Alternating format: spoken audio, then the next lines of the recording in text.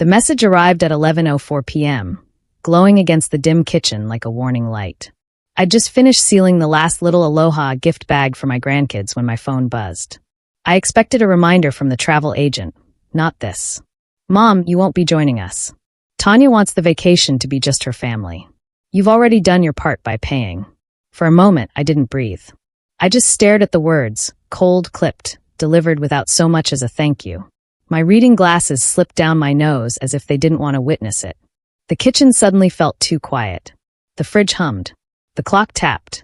My hands, still sticky with tape from wrapping souvenirs, trembled slightly. I read the message again. And again. By the third time, the truth settled. This wasn't a misunderstanding. Tanya, my daughter-in-law, had been drawing new lines in the family for a long time. A correction here. An eye roll there. Tiny exclusions dressed as oversight. Holidays moved to her mother's house without warning. Photos taken with everyone but me. Still, I never imagined Nathan, my son, would follow those lines so blindly. What stung wasn't just the text. It was everything I had poured into making this trip special. 3 years of saving $10 bills and tutoring online even when my joints throbbed. 3 years of skipping little luxuries. My favorite tea, a warm house in winter, lunch outings with friends. All for a dream I thought we'd share. I'd already packed my own small bag. 2 sundresses I hadn't worn in years, the seashell necklace James gave me on our honeymoon, a lavender candle to light in his memory on the beach. I imagined us standing together in the sand, the kids holding hands, waves brushing our ankles, remembering the man who made us a family. But now, I wasn't invited to my own dream. The shame came first. A soft, sinking shame that made me feel foolish for hoping. Then an ache, not for the trip, but for the realization that somewhere along the way, I'd stopped being seen. I had become the background to their lives. Necessary, but unnoticed. I picked up my suitcase and slowly unzipped it. Each item felt heavier coming out than it had going in. The dresses. The candle. The photo of James smiling under the Hawaiian sun. I set them gently on the bed. Then I returned to the kitchen, placed my phone face down, and sat in the dark. But beneath the ache, beneath the humiliation, something else quietly stirred. Not anger. Not revenge. Something far more steady. Clarity. And clarity, once it arrives, doesn't leave quietly. The next morning, I woke up before the sun. Not because I had slept well. My dreams were filled with half-packed suitcases and voices I couldn't quite hear. But because something inside me felt unsettled. I wandered through the house in a quiet daze, folding towels more neatly than necessary, wiping a spotless counter just to keep my hands busy. But the truth was sitting in my chest like a stone. I had been excluded from a trip I had built from the ground up. Later that afternoon, while checking a grocery receipt in my email, I noticed a message from the travel agency. Subject, final itinerary. For a moment, I felt a flicker of hope. Maybe I'd find my name somewhere in the document. Maybe all of this was a misunderstanding. But when I opened it, I saw 8 names, neatly listed Nathan. Tanya. Their 2 kids. Tanya's parents. Tanya's sister and her boyfriend. 8 passengers. 8 leg reading passes.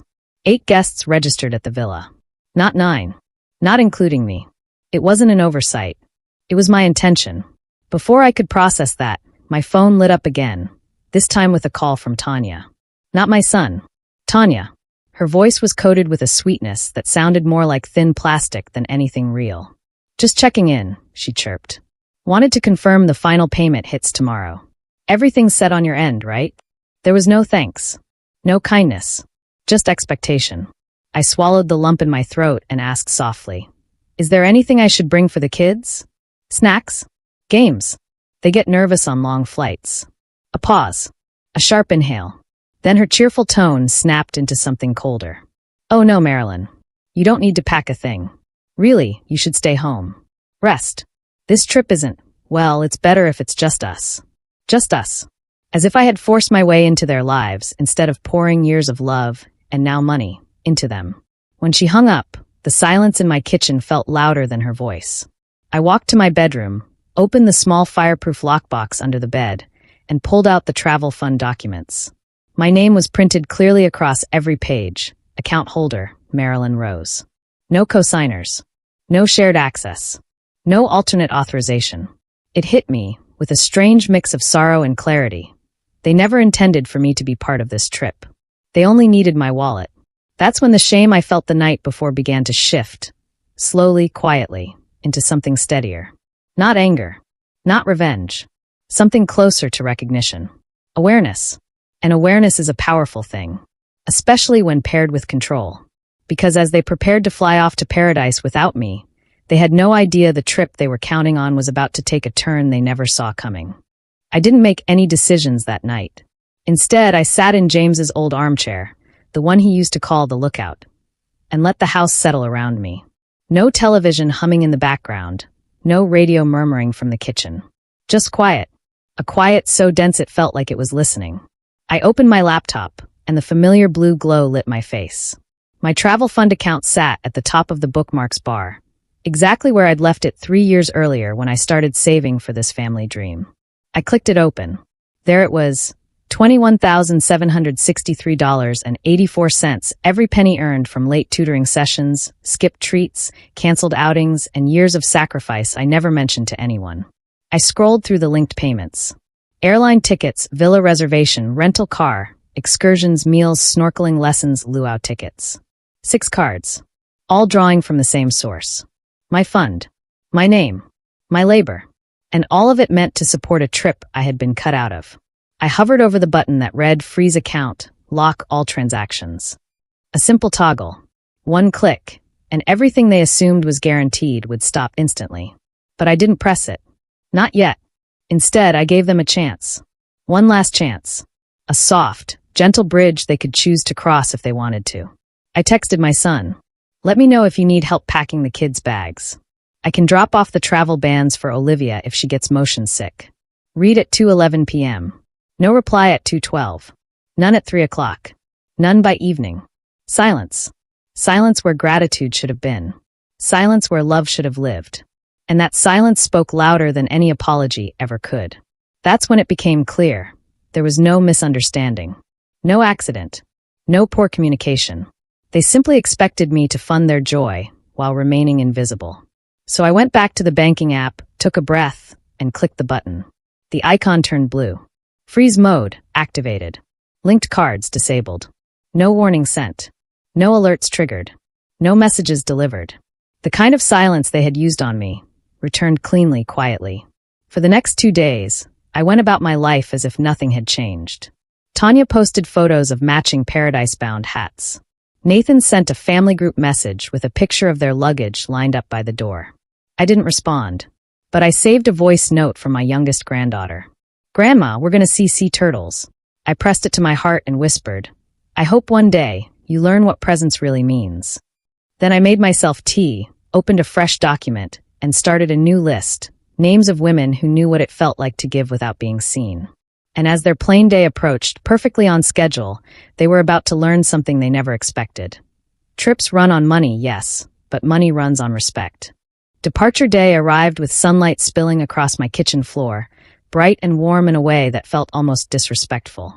I watched the light for a moment, realizing something I hadn't said out loud yet. It was strange how familiar being left out had begun to feel. I sat at the table with my mint tea, scrolling through the updates Tanya posted like clockwork. The first photo stung the most, all of them squeezed into the back of an Uber, matching floral shirts, the kids grinning. The caption read, Off to paradise, family only red heart sparkles. That tiny heart and sparkle said more than the words did. They weren't just excluding me. They were proud of it. I didn't scroll away. I didn't turn off my phone. I watched each post the same way someone watches a storm they know won't reach their house, with a strange, steady calm. At 8:22 a.m., Nathan's first text appeared. Mom card declined. Check the account. I placed my tea down slowly. Didn't reply. 5 minutes later. Tried again. Says unavailable. Can you please look? Still nothing from me. Then came the calls. First spaced out. Then closer. Then frantic. Voicemails piled up, his voice shifting with every message. Mom, this is serious. We can't check in. Mom, Tanya's panicking. The kids are upset. Mom, just tell me what happened. Did you hit something by mistake? By mistake. That part made me exhale, a soft, humorless sound. At 9:47, a new email slid into my inbox. Subject, your villa booking cancellation completed. I opened it slowly, almost ceremonially. Per your authorization, All charges have been refunded. No further action required. The villa, the rental SUV, the luau, the snorkeling. All reversed. All gone. Not through revenge. Through ownership. By 10:41, Nathan tried one last time before boarding. Please call me. We can fix this when we get home. Just unlock the account. Still no apology. Still no acknowledgement. Just a plea to access my effort, not my heart. I watched their flight take off on the airline tracker. A line moving across a map toward a vacation that didn't exist anymore. By the time their calls stopped, the house felt peaceful again. Quiet, but not empty. Calm, but not lonely. Later, when I stepped outside for a walk, my neighbor waved and asked, "Headed anywhere for spring break?" For the first time in days, my smile felt real. "Somewhere better," I said. And it felt true, deeply, beautifully true. Because this time, the destination was mine. They thought the consequences ended at the airport. But what came next wasn't revenge at all. It was something far more powerful.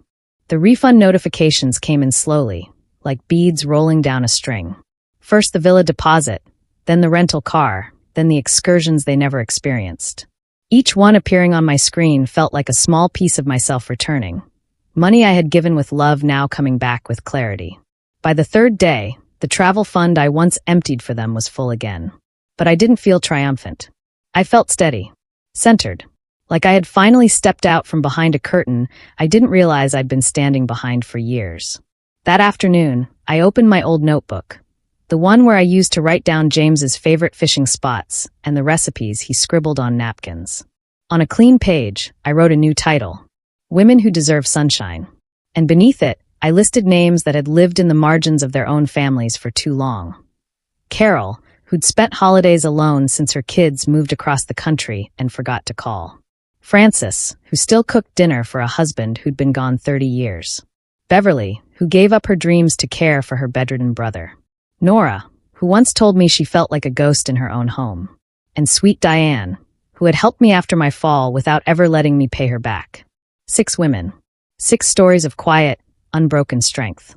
When I called each one, the responses were almost identical. First confusion, then disbelief, then tears they tried to hide.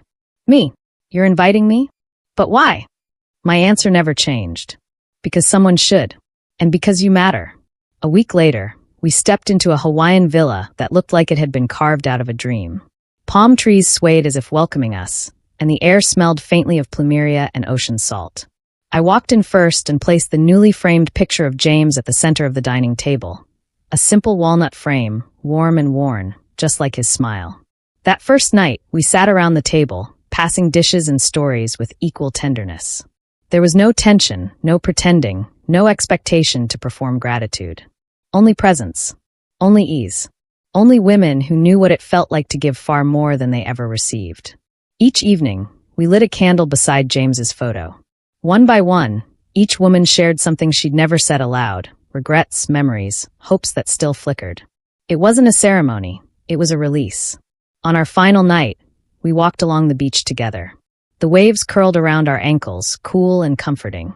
I paused long enough to feel the sand shift beneath my feet, grounding me in a way I hadn't felt in years. I thought of the email Nathan had sent after returning, an attempt to turn guilt into negotiation, apology into request. I didn't reply, not out of spite, but because I finally understood something. I had spent so many years trying to be part of a family that didn't see me. Now I stood beside women who did. Standing there on the shoreline, I didn't feel abandoned. I felt chosen. I felt whole. I felt free. For the first time in a very long time, I wasn't looking back.